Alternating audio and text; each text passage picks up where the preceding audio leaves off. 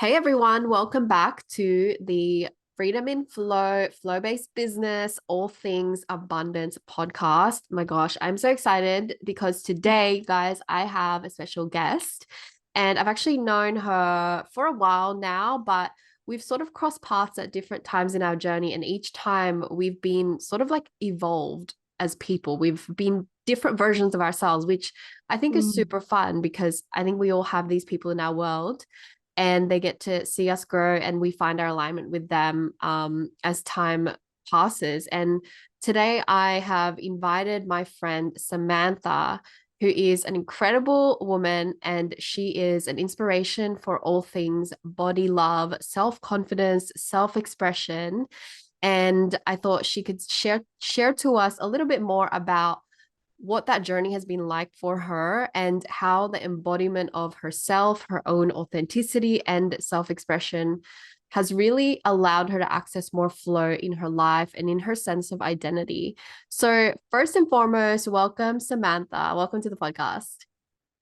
Thank you so much for having me, Nicole. It's just an honor to be on your show and to speak to your audience and to share this story with so many women because what you're doing is so powerful. And I know I love what you just said about how we've reconnected at different parts of our journey and how we've evolved since we've come to know each other. And that's so true because as soon as you take this leap into this world of, embodying and practicing, especially as a coach, you find parts of yourself along the journey as well. And it's constantly evolving and constantly changing. And that's actually so beautiful.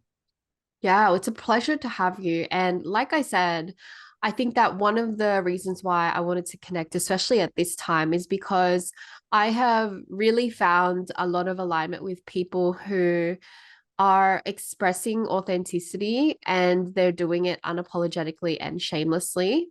And I've been working with women both in the business space and the personal growth space, and a lot of our struggles as women, particularly high functioning women, very driven, very on the ball, is that inability to really connect with ourselves, whether it's a physical connection or maybe it's a self concept, a self image connection, or maybe Mm. it's even in the just the ability to give ourselves permission to feel things or to give ourselves pleasure. And I think I've really seen you undergo that level of growth. And guys, as you're listening, like I actually haven't heard a lot of what Sam is going to share with us on this podcast. So I'm actually very excited to know more about her story as well. So I'll be hearing it for the first time. But I do know, Sam, that that you have shared a little bit here and there about that body journey on your socials. And Mm-hmm. I think it's powerful what you have to share. So with that being said, let's start off by firstly just asking you the question, what does flow and a flow-based lifestyle, a flowy relationship to yourself mean to you? This is actually such a powerful question to start off with because I've had a lot of struggle, as you said, like high achieving. And I am also I've got so many different passions. Um, and so many parts of my personality that demand so much of my attention. So there's an academic side of me, and then there's the fitness side of me and that loves dancing. And then there's also the side of me that loves creative writing. And so there's just so much. And I love humanity. I'm Aquarian, so I'm just a free spirit. I love doing humanitarian work as well. So I've volunteered and been parts of different charity organizations. And so there's just a lot going on. And on top of that, juggling family and friends and all that stuff. So there have been many times where I've hit the burnout because I'm constantly in the doing state. And a big part of that was this need for me to, I guess, growing up, feeling like I was never really enough and I had to keep achieving things to feel validated. So that led to me constantly chasing and pursuing all these things, and sometimes they were out of alignment with me. So how that's changed for me today in terms of flow is like in the last year I've been really immersed myself into Dr. Joe Dispenza's work, and have been doing a lot of heart coherence meditations, and really started to question myself and break down the barriers to where I was segregating parts of my identity. Because I think that's what was exhausting is, I felt like when I was part of the networking group that I was part of, that I had to be professional in my image. And then when I was in pole, there is a connotation and a way that people associate that particular space for women's bodies, in terms of sexualization, where I felt like that wasn't taken seriously. So I felt like I was constantly having to put on a mask and a face and a performance everywhere I went to segregate those parts of my life. But the difference is, since immersing into Dr. Joe's work, is following flow of where my heart was taking me. So I would listen and tune in, and sometimes it'll be like, for the last few months, it's been telling me to focus on the dancing as I was growing my business. So I've just followed that direction and not felt guilty that I wasn't working on my business, my coaching business, or not felt like I was guilty for not being part of these other things that are also part of my identity, but just following the flow of where my energy is needed at that time and feeling aligned with the work that I'm doing. That for me is flow, not ever feeling like you're missing out, or you're feeling guilty for not doing this or not doing that, but going where your energy is demanded, where your heart and your soul is calling for you to be. That is so beautiful. You said so many amazing things just then. First of all, I'm an Aquarian as well. I didn't know that. So fun Yay! times. I think That's that's probably why, why we get along. yeah, that's why we get along. I feel that there's that like kind of connectedness. And yeah, it's unexplainable.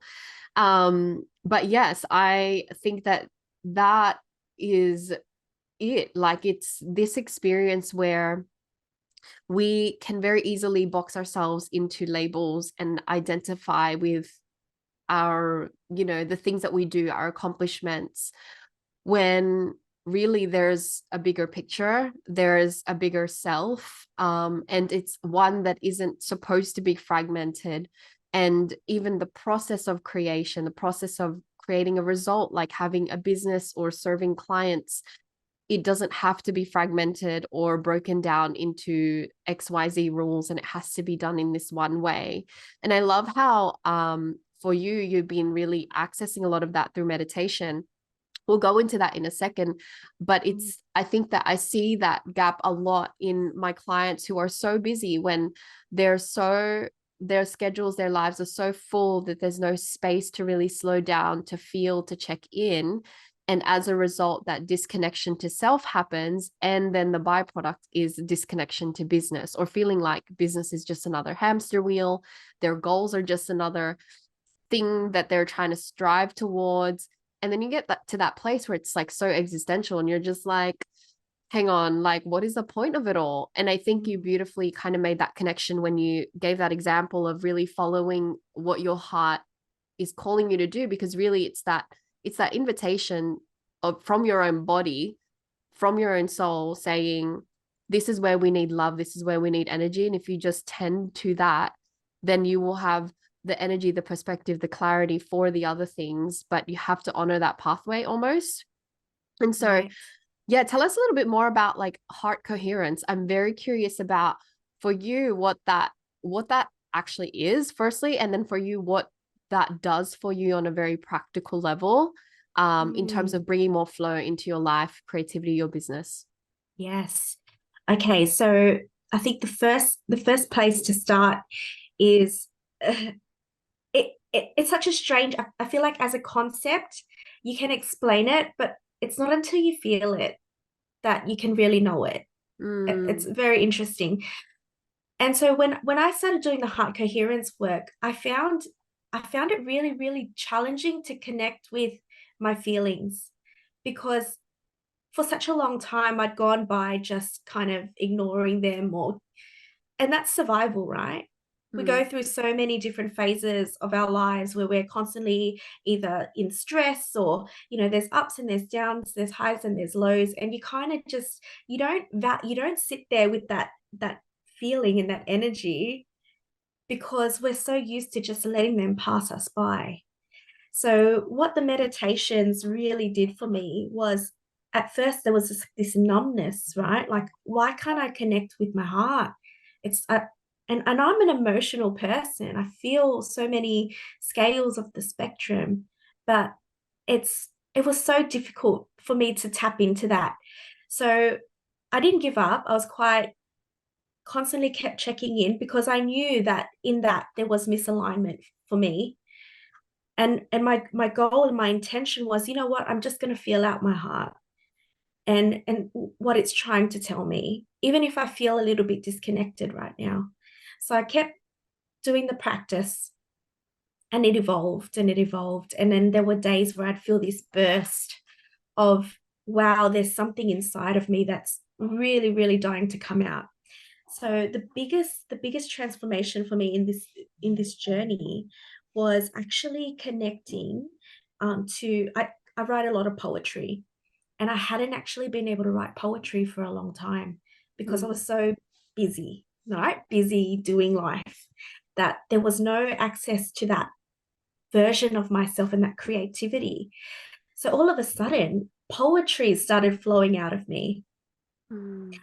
And that was, for me, I was like, wow, this is, my heart and my soul was craving this. I just needed to take a moment to listen to it, because there's actually this, sometimes I am not even sure where I tap into the words, where I tap into the emotions, but just giving it a moment to listen to it allowed that poetry to flow through me.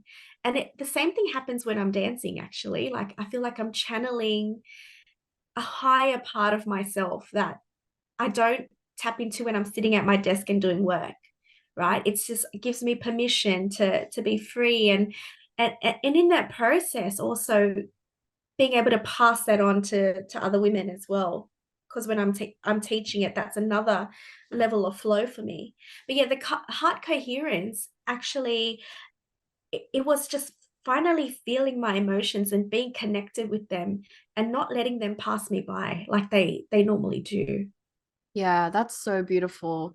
I want to touch on what you said there about how when you're allowing yourself to flow, like when you're dancing, you you access kind of a new level of thinking, new perspective, fresh creativity that you wouldn't otherwise access in a different setting that for maybe someone else is quite free flowing for them, but for you it's like there's these creative outlets that you're now recognizing are sort of your flow triggers or your flow hacks, Mm, um as well as they're sort of how you replenish your own energy and your own like zeal for life. And I love that mm, because I think that we kind of we forget, like we lose those things that make us individuals and unique. We disallow ourselves to have these unique experiences or expressions because nobody else is doing it, or I don't have a friend to do it with, or it's weird and like somebody who looks like me shouldn't be doing that. So I'm very curious about exploring that conversation because I know part of your journey has been that confidence in your body. And I'm sure that there would have been a lot of work that you did on the inside around that and being able to express through an activity or an expression like pole. So talk us through that experience and being able to find that connection, that openness and trust with yourself through the mm. body love and self-confidence lens. Okay. So I feel like in order for me to tell this story, I have to share a little bit with you about where that journey for me began. And so let's take it back. Yes. I'm sure you can connect with this, and I'm sure so many women can connect with this experience because we all feel on different levels, right? I feel like every experience is not unique to us per se, because we all feel some level of feeling not I'm not enough, or I'm feeling body conscious, or we've all they're all emotions we can relate to, but we all feel it on a different level depending on our experiences. And so the reason I think it's important to share this, so I grew up, I'm sure you can relate to this. I grew up in a Southeast Asian upbringing, conservative, and also very strict. You know, we didn't talk about sex in our household. Like even to this day, I'm 34. My mum thinks I'm a virgin. It's ridiculous. Yeah, very interesting, but it's almost like this topic we didn't talk about, and also constantly being made comments around my body growing up, like, oh, you know, you're too dark. Because in Cambodia, if you were the dark skin, you were the poor farmer who, you know, worked Right. in the sun. And so there was this, you know, association between people who are lighter skin and people who are darker skin. Or if you were too fat or too skinny. So I remember an experience where I was in Cambodia and this woman I didn't even know slapped me on my back. And she was like, oh, so much meat. And mind you, I wasn't even fat. Oh my I was God. about size 8, but just, you know, got a bit of meat on you. It wasn't toned or anything, but it was constant comments like that and being told I was chubby. So I look back at my photos now and I'm like, man, I wish I was as fat now as I was fat back then, right? Because I was actually tiny. Yeah, but you you never grew up feeling like you were the perfect shape or size. Yeah. And even my height was an issue. So I'm only 5 foot. And I worked that out. It's the same length as 5 foot long subways, um, which isn't very tall at all. And I remember this one experience where this guy got onto his knees and on the playground and said to me, do you want to fight me, Oompa Loompa? You know, so it was a constant, like, all this external noise around what my body is and what it looks like. So I could never feel like it was enough. And but then you know what? The thing is, it was never really that big of an issue for me until someone pointed it out. Mm. And I always knew though that I was different to other people. And I knew, but I also knew that I couldn't change things like my height. Like I couldn't water my feet and make them grow or drink more milk to make Mm. myself grow enough, right? It was just, yeah, there were things that I couldn't change. And so I just kind of internalized it and just thought, oh, well, you know, I'm just different. I'm just different. But my body journey actually didn't really begin until I was about in my mid 20s, which isn't that long ago. I'm only 34 now. And it happened when, my story is actually quite an extreme one. So it happened when my parents actually set me up in an arranged marriage. And it wasn't about my body at that stage, but it was about the autonomy, the sovereignty I had over my body. Because, you know, it's quite common in Asian cultures to be set up in arranged marriages. Ours happened to be, so I'm Cambodian and my family survived the Khmer Rouge, the Pol Pot regime. Mm. So the family who sponsored my family to Australia asked my parents to if they would help me get me to help sponsor one of their family members over to Australia. And so there was this almost like indebtedness and this obligation around my role as a daughter in the family. Like, okay, this family's actually saved our life. So it was almost like a trade and exchange. And if I said no, then I would be committing this ultimate betrayal to the family. And I used to be very timid. I was nowhere near as vocal as I am now. I was nowhere near as, had no tattoos, no piercings, no pole dancing, nothing. I was a goody two shoes up until I was about 24.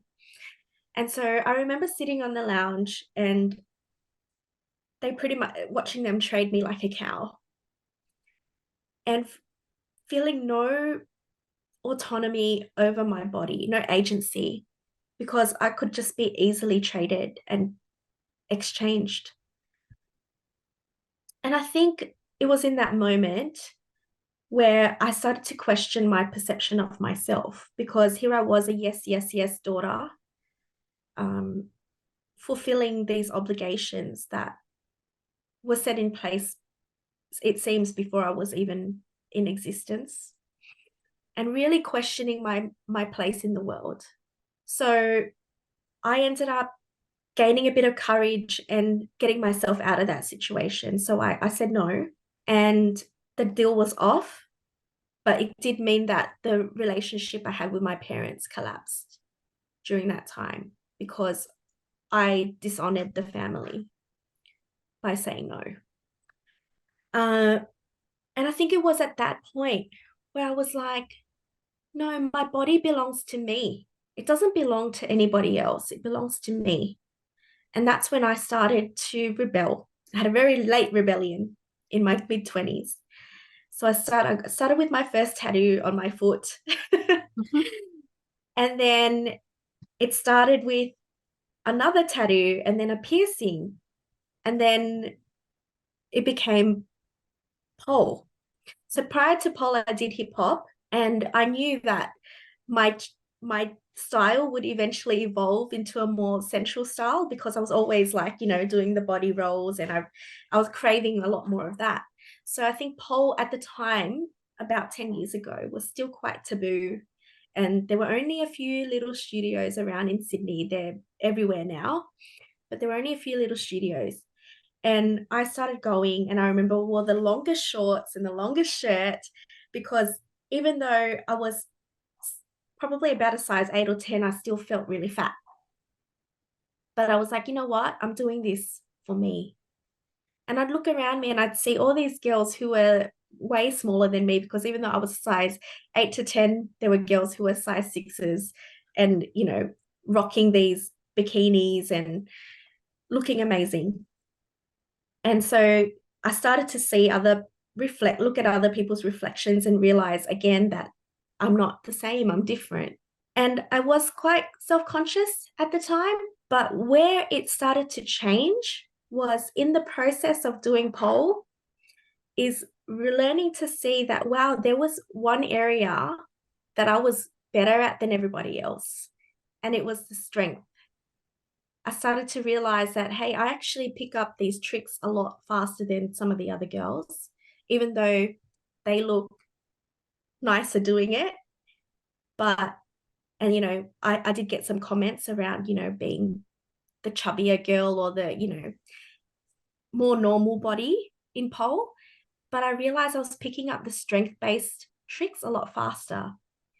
So I just kept working on that, and I've got obsessed with the strength and the portraying sexy, in my movement and feeling good about the movement I was doing. And then all of a sudden, the way I looked at my body started to change because I started to see it for what it could do rather than for what it wasn't. And I think thinking back at this story, that's perhaps where that shift happens is when you start to look at what your body can do, what it's actually good at. And I guess if you apply it to anything, right, we all have a zone of genius. We can apply that to our body as well. Like my body's zone of genius is strength training. And so it just took on to that. And I was like, okay, this is what I'm going to focus on. I might not be as flexible, as skinny, as, whatever, as the other girls, but man, I'm strong. And I just went with that and I kept following that path. And that's where I learned to appreciate my body a lot more, not for what it looks like, but what it could do. Yeah, wow, that's so incredible. I was just like so shocked. Again, this is the first time I'm really hearing this told, which by the way, you have an amazing gift in storytelling. I don't know if anyone's ever told you that, but Thank you. you are very engaging and I could just feel like, yeah, everything that you were saying was so deep rooted. Um, but I think that is so powerful. Like what the gleanings that you sort of gather from each chapter of your life and how they kind of add up to this multi-dimensional perception of self and true authenticity. It's not just this it's not just one sort of facet of like you look a certain way. It's that self confidence and true genuine love for yourself it's also embedded in your authority over your own body, your autonomy, your choice. And I think we forget that sometimes. I think we sort of segment um what that confidence gets to look like, because we're sold all these messages about like, well, this is beautiful if you look this way, or this is beautiful, or this is successful when you have these things. And it's just like these segmented, kind of fractioned ideals, and we never really look at the whole picture, and we never look back at our own journey as well and think, where did the fragments occur, when did we begin to believe those things, and why. And I think the way that you told that story was so insightful, because you sort of showed us that. You showed us that there were moments that you could literally trace back to, that added to kind of that fragmented sense of self, and then what you did to undo it. And I think as well, it's really interesting how you you sort of zone into your strength, and you allow that to teach you what you're capable of, and not focus on, like you said, the lack or the not having, which is so, again, countercultural, counter Mm, everything that we are taught today. I think that's what it is. The key in a flow-based lifestyle, the key to activating more flow and alignment in your life, in your sense of self, and that coherence in your identity, comes from like this deep knowing and acceptance of who you actually are, not who you're not, or not who you're mm, trying to be. Because when mm, we can really come to that reckoning of like, this is who I am, and I can love myself for these qualities about myself, or for these things that I do really well, then all the things that we aren't so great at, they stop mattering, or they stop being things that we try to change or fix. That we just acknowledge like, well, it doesn't mean anything. It's not a bad thing at all. I love mm. that. And Yeah, so, that's right. did it affect your ability to, like, how did you handle that journey of like having criticism, or maybe like your parents or friends kind of having those judgments, especially at a time when these things were taboo, or at a time when people weren't operating in this way? Yeah, it's a lot easier now than what it used to be, that's for sure. A lot more accepted, as pole dancing has become more popularized. Yeah. And it originates from strip clubs. So I don't blame people for making those associations, because that's where it came from. And also, there's nothing wrong with that. So I, with my family, I think at this stage, I've already, I think your family are always your biggest teachers. Like, there's some sort of thing there, right? As soon as you're born, there's some sort of lesson that you have to teach each other. And so with my family, I started that rebellion process, and slowly undoing this, no, I'm not a good girl. Like, I'm not going to be your good girl. I'm going to be my own version of what that looks like. No, I can do this and still be a good person, right? And not what you label me to be. And so I was constantly challenging myself at this point. And this is what I mean by, I feel like my story is very extreme compared to other people, because I put myself in some very compromising situations. Actually, a few years ago, I ended up on Naked Dating on Carl and Jackie. Oh, what? Yeah, yeah.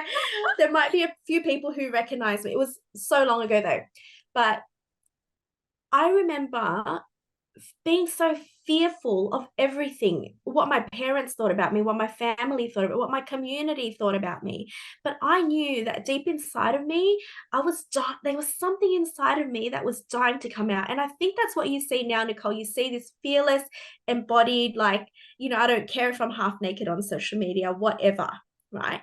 And for me to get there was actually a series of me challenging myself. And when I went onto that show, I remember Kyle, when I got onto the phone call, Kyle was like, she's not going to come, because I asked Jackie, oh, do I have to take my bra off? And she said, oh, well, you can, or you don't have to. It's whatever you're comfortable with. And I was like, oh, okay. And I thought about it, and he was just like, yeah, she's not going to come, just based on that question. So I was like, okay, challenge accepted. I rocked up to the studio the next day, I wasn't even interested in the date.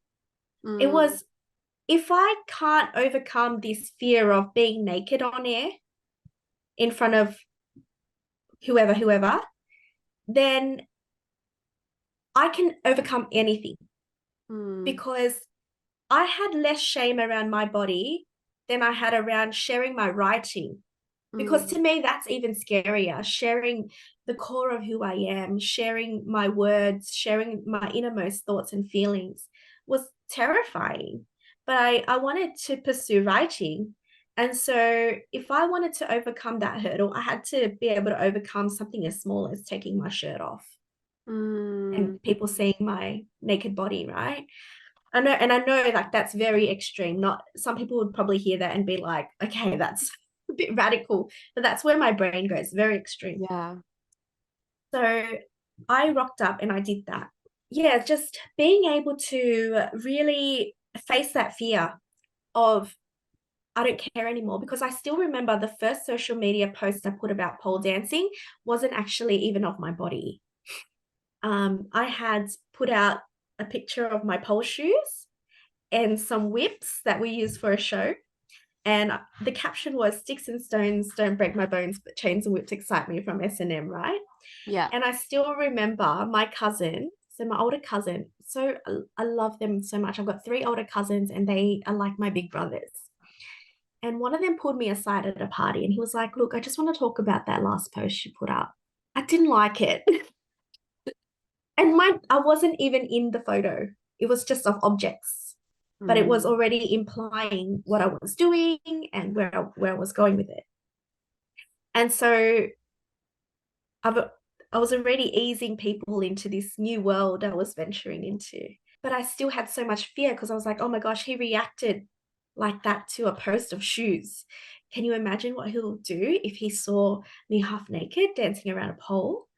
But the funniest thing happened, because I started to crack this open over time. And then by the time I hit Carl and Jackie O, and word got around because so and so saw me on Instagram or da da da. And then I got a message in my family group chat from my cousin. And he was like, you know what, Sam, the one who had this initial chat with me about the post, he's like, you know what, Sam, um, I don't really agree with the things that you do, but I am so proud of you, because you are who you are. You don't you don't think about what other people think about, but you just are so fearless and you just do you. And you know what? I'm really proud of the woman you're becoming. And that was such a big moment for me, because it actually taught me that you teach people the way that you want to be seen and mm, treated. Because yes, they may not agree with what you're doing, but just by demonstrating that you have the agency, you have the power, and you're doing this all by choice and your own free will, is incredibly empowering, and people can see that. And you know what, they might not agree with it, but they'll just be like, oh, now it's just like, oh, there's Sam's ass again on Instagram, mm, mm, there she is again with no clothes on. Whatever, right? Because I've started training people to see that. And then when you actually do that, you eradicate and eliminate the shame that comes with it. Because initially there was a lot of shame, like, and I've had moments where I'd come home and my mum would have a chat with me and say, your dad's friends said some words to him at the club because they saw a video of yours floating around. Can you not post your pole stuff up just in respect of the family?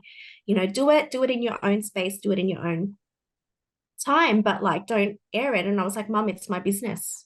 Because at this stage I did own a pole studio, and I was like, it's who I am, it's what I do. And then I just said, I'm not going to change, and I'm not going to mold that for you, because yeah, I can imagine the stuff that they were hearing. My dad in particular, it was very shameful for him, having his friends say, oh, your daughter's looks really easy, looks like a prostitute. mm, And I just turned around and I said to Mum, I go, Mum, you know me, I'm your daughter. Do I look like a prostitute to you? Like, mm, when have I been a prostitute? Because that's mm, just words. When have I been a SLUT? That's just words, right? what I'm doing does not equate to my being as a person, right? It actually is just something that I do. But I know in my heart that I'm not those things. And I just do it for fun. I do it for joy. I do it because I love it. I do it because when I do it, it encourages other people who are just like me.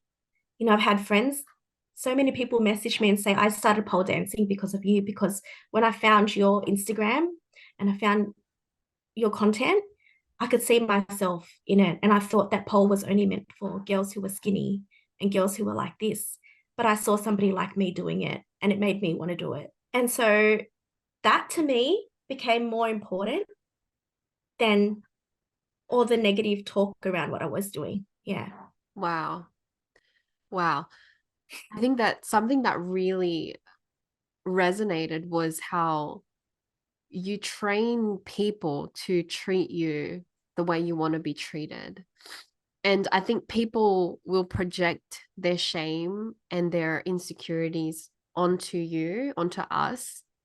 But the moment we become self aware, the moment we decide who we want to be in this life and who we're worthy of being, the space we're worthy of taking, then we no longer feel the need to compensate for their insecurities or to be the punching bag for their projections and their fears. And we no longer embody that. We're like, I have my own energy. I've chosen who I want to be, and I'm not taking that. And I think that something about, you're 100% right. There's something about our family, because they are so close to us and they're very much the people that we learn the world through, that sort of is like a huge mirror, that when we come to our reckoning and when we come to our embodiment and our allowance of our own flow, that's like the biggest mirror that we kind of have to confront. And for some people, we dive into that. For other people, it's just about detaching until the time is right and really keeping your space sacred until you can re-engage from a healthy place. And like, it's so great to hear stories of how that, like, steadfastness in yourself and what you decided to do, who you decided to be, really allowed people in your space, whether it be randoms online or your own family members, to really be inspired and to give themselves permission. I think that there's that kind of that deeper, higher calling that it brings it back to how we don't go through these things just to go through them. There's like an interconnectedness. There's a level of impact that we get to have if we're willing to be the vehicle, the vessel to go through it. And I almost feel as well, like in the conversation of flow, like that your flow, your being in line with yourself and allowing all of this goodness to flow through you really just gives other people that permission to, like you said, try things that they maybe have always felt so restricted or incapable of doing. And I will be the first to say, like, I'm 1,000% that person who was like, there are so many people who are, who do different things, and there are certain body types, certain images that we sort of associate to those certain activities and sports and whatever. And I very much grew up similar to you, where I just had so many judgments for, well, I can't do that unless I look like this. I can't wear that unless I have this weight or this, whatever, this body shape.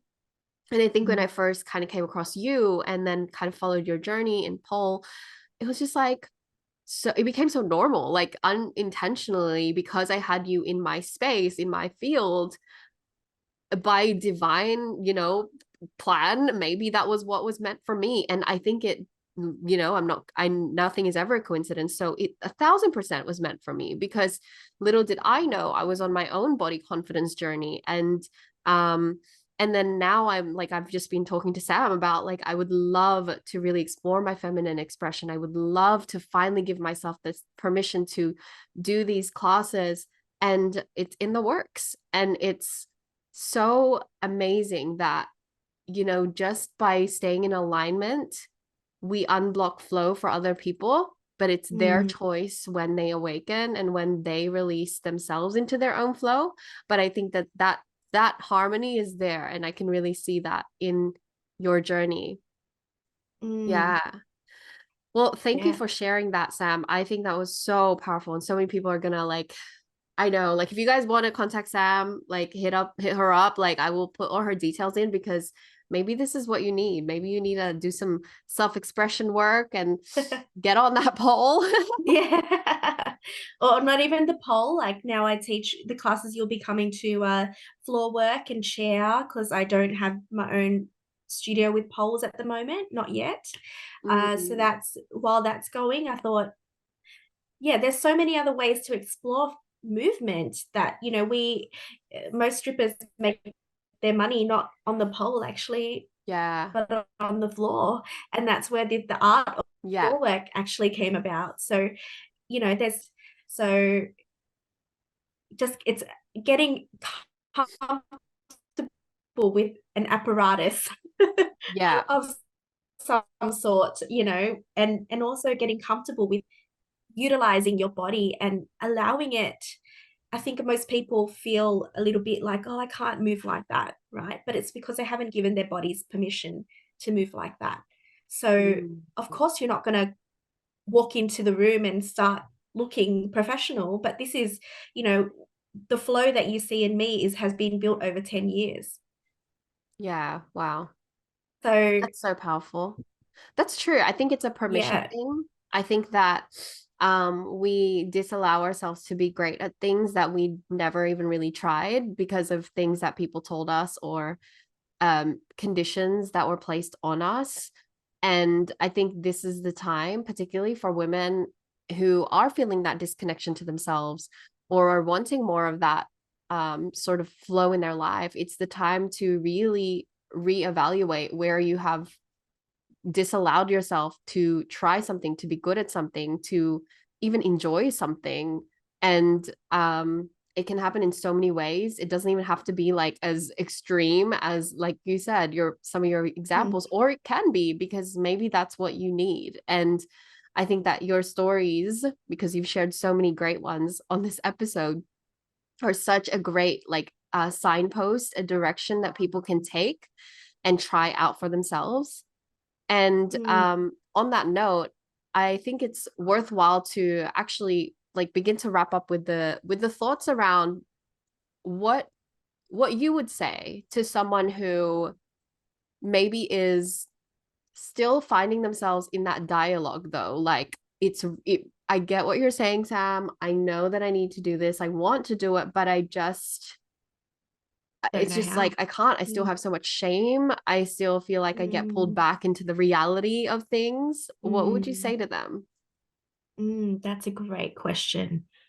And I know this is so common because there are women I know out there who, in my eyes, are the most beautiful, like stereotypical. Like I know somebody who's just as perfect as Barbie in real life, right?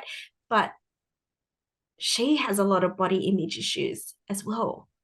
So it it doesn't matter how beautiful you are on the outside if you can't learn to love yourself on the inside. And I know that that's incredibly like feels like a little bit vague, right? But it all comes down to, and this is exactly why I started my journey as a coach, actually, and especially niching in self love, because it all comes back down to self love. It doesn't matter what you look like on the outside if you haven't mastered the way that you think about yourself. You can get all the Botox in the world, you can get all the lip fillers or the chain tuck and whatever. But if you've already had negative thoughts about yourself, not amount of work you're going to do to yourself is going to change any of that because you're still going to feel inadequate. You're still going to try and find places where you need to get fixed to look prettier. So I would say the first thing I would say to somebody is to really start, I guess, thinking about who your perception of your own image, because when you go into your own perception of your image, then you can start to deconstruct why you have particular thoughts about yourself. And then think about where your focus actually wants to be. Like, just as an example, right? For myself, it was I'm just an absolute not normal person when it comes to strength for a woman, right? Like, I don't know any. My mate Marty said to me, he's like, Sam, you're the most like the strongest woman, naturally strong woman I've ever met. If you just trained weights and calisthenics, you'd be a beast. And I know that to be true, right? Because it just is so natural for me. And if I just focus on that and I look at areas that I can continue to build that because it makes me feel good about myself, then all the other little stuff falls away. I'm not saying I'm immune to body image issues. I think we all still have it in us, right? I will look in the mirror and there will be days where I'm like, oh, I don't want to go out looking like that today. Or oh, stomach's looking a bit big today because I had so much pasta over the weekend. But it's about looking at going, okay, so I've got to, if I'm in that moment and I see myself in the mirror and I think, oh, I'm looking a little bit chunky, but I know if I break it down, I know exactly why I look chunky. I look chunky because of choices I made. I look chunky because I made a decision last week to binge on hot chips and whatever and having that pasta over the weekend. But you know what? I actually don't regret having the pasta over the weekend because it was really wholesome and I got to enjoy that with my friends, right? But I know that there were other times during that week that I could have cut down the carbs. I could have made better choices. So then it's about making a conscious decision at that point to go, I actually have control over this. Because I can sit here and look at my body and whinge and say it looks shit and all the stuff, right? But it's not actually going to change my physicality. But I can look at it from a different perspective and say, okay, my body is a direct result of the choices I've made. So how can I be more mindful about it next week? Because I'd love if I could just, cut down on this stomach fat. So then you then have the power and the autonomy over your physicality rather than being a victim to how you actually look in the mirror, right? But then there's also things you can't change. Like someone might look in the mirror and go, oh, I actually don't like my eyes or whatever. But, that's when I guess you can also either learn to embrace another part of your body or another part of your expression. Or that's when you might evaluate your choice to then pursue an alternative like surgery or Botox or whatever. That they're things that you can have control over, but you have to be mindful that the things that you're changing, it's not because coming from a place of trying to fix things. Right? Because if you haven't fixed your internal state, then it doesn't matter if you go and fix the physicality because you're still going to have the same thoughts and perception of yourself. And I think that's why now a lot of places that actually do like Botox and all that, they do like a mental health assessment before they actually allow it to be administered because they want to make sure that you don't have body dysmorphia. So I think it's just being more mindful of the way that you speak about yourself and then interrogating that thought. Like, is this coming from me or is it coming from somebody else? Is it coming from society, right? Because I look at my body and I'm like, yeah, it's not a conventional body, but I can't help that I was born genetically to be 5 foot tall and the kind of person who just puts on a lot of short and muscular. That's my body type. And so I'll go to the gym for a whole week and you watch my shoulders get incredibly jacked and I won't fit into any of my jackets. And that's not something that I can help. I'm still doing a good thing by going to the gym every week. But that's just how my body happens to be. So I either reject that or embrace that. Powerful. So powerful. Yeah. I think it's that reminder of whether it applies to your like a weight loss or a body image acceptance journey or giving yourself the permission to be more expressive, try a new sport or just dress differently, dress however the heck you want, change your wardrobe, change your preferences. Like I think it all comes down to that theme of really reminding yourself that you have choice and that you don't have to be the repeated story that you've lived in for so long, or you don't have to be the same version of yourself that everyone else knows you to be. You get to decide you get to change if you wish, or you get to just be more loving if that's not being your narrative. And that doesn't depend on anyone, doesn't depend on a condition, doesn't depend on an achievement, contrary to what everyone tells you. It literally depends on your decision that you're worthy of it and then acting on it. And I think that that is the essence of what unblocks a lot of that flow that's really stagnant for a lot of us, whether it's in creativity, business ideas, money, that flowiness of life, that flowiness of being able to give yourself the permission and not apologizing. All of it comes back to your autonomy, your ability to know that no matter what the circumstance says in front of me, no matter what everyone else is saying, I have the final say over my life. That is liberating, and that unblocks so much, because all of a sudden now you're not playing by anybody else's rules, you're writing them, you're making your own rules, and you're not playing by somebody else's definition of success or beautiful or Mm. wealthy. You're making your own rules. If your wealthiest life is having the coffee every morning, then dedicate your money to having the coffee every morning and feel that wealth, and don't make that wrong just because somebody said that, that's dumb or that's not what they would do. And it goes for everything, Mm. all the way down to how you relate to yourself in your own mind. And I think it's what I want to end on is just how I almost feel like, Sam, you've created this sacredness about your body and the way that you feel inside your own body, where you kind of emanate this safety from within. And it shows, like, people feel safe around you because internally it is actually a safe space for you. It's a safe space for your fears to exist, for your doubts to exist, Mm. for your past to exist, and for your dreams and hopes and desires to exist. And it's just so held and so seen that that internal safety almost like is like you're able to create that for other people as well. And it's so great that you're in the Mm. line of work that you do, and that you're that you're offering so many different things to the world, because that's what the world needs. We need to feel that we can be safe in our own bodies and around other women, so that we can live less graspy, less hustly, and more in flow. Mhm. So thank you for Mhm. sharing. Thank you for your story and living life the way you do. Is there Oh, anything thank else you want to you. add or share before we wrap up? Yeah, yeah. Look, thank you so much, Nicole. It's it's always so beautiful sometimes to see the light that you're able to give to others just by being yourself. And sometimes I admit that I'm not the greatest at seeing my own light sometimes until somebody says it, like in a space like this. Or so it just gives me more access and more permission to continue to be in that space and to give. So thank you. And I see that in everybody else too. I think you don't actually see the light in yourself until you see the light in others.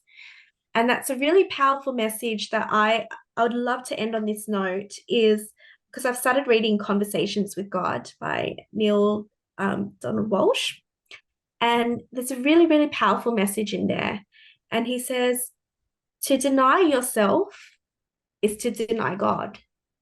Because if we are created, right, as through the image of God, then that's how we're intended to be. And just remembering that our bodies are actually just a vessel for our soul to express itself through, not the other way around. It's not a house for the soul, but like it's actually the thing that allows a soul to take form and take life, right?